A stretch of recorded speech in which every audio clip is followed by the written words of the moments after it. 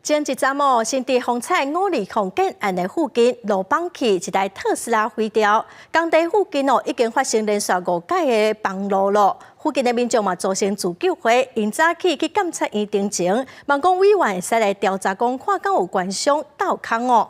有立委指出讲，这前方弹劾的前县政府环保局代理局长陆路失成哦。伊任内就是负责处理风采520，立委呼吁地检署应该爱主动侦办。民众居住安全谁来顾？批评新竹县政府无注重连续天坑落空，当地住户真无奈。新竹风采520建案边的路进前爆发出崩落真大坑，已经连续5摆的工事崩落。新竹县政府已经要求立即停工。不二个，风采520对原先的13层楼百货公司，经历第一遍变更设计改造35层楼，通过宽屏了后，煞搁我改造32层楼，予人怀疑是咧规避宽屏。建商在2月16日开了复工说明会，有提到要全区做地质改良。重新施工没几个月后，就是各位看到的特斯拉掉到竹北天坑的大事件。自救会表示，想要鉴定当地的地质，煞无任何专家愿意协助，要求政治的势力介入，所以伫初10去检察院交定情书，爱监委彻底调查是毋是有官商勾结。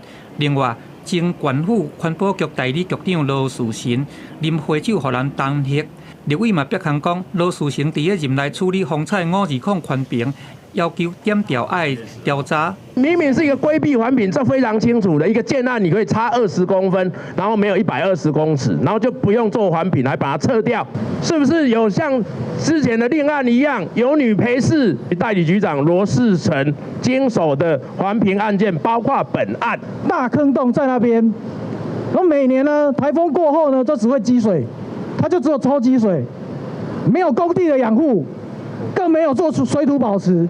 针对天坑事故，是不是会当事先预防发生？